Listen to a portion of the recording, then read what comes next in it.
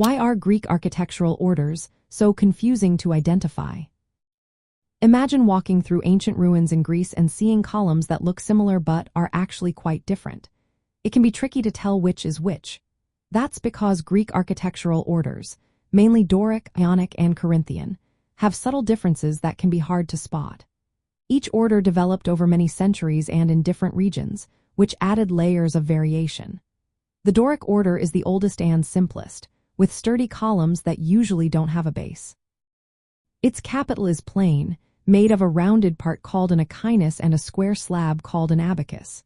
The Ionic order is more elegant and slender, with columns that have a base.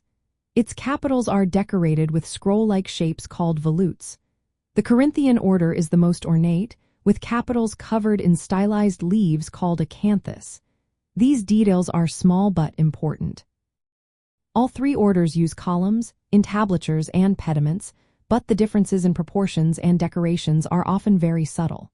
For example, the fluting, those vertical grooves, may look similar but can differ in number and sharpness. Recognizing the capitals is key, but it takes practice because they look alike at first glance. Greek architecture was not uniform. Different city-states and periods created variations, making it harder to pin down a single style.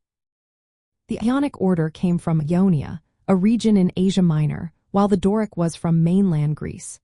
The Corinthian was developed later and influenced by local art. When the Romans adopted Greek styles, they mixed and matched elements, sometimes adding their own touches. Today, many ruins show a blend of styles, which can confuse visitors. Weathering and damage also hide details, making identification harder. To tell the orders apart, you need to look closely at the proportions of the columns, whether they have bases, the shape of the capitals, and the style of the frieze. Without some background knowledge, these details can be easy to miss. When traveling in Greece, seeing sites like the Parthenon or the Erechtheion can be confusing because they feature different styles close together. Signs and guides may use technical terms that aren't familiar.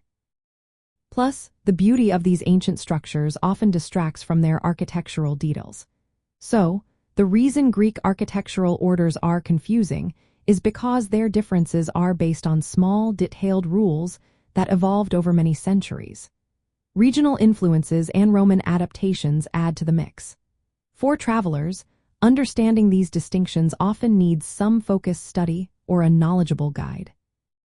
That way, you can truly appreciate the craftsmanship and history behind each column.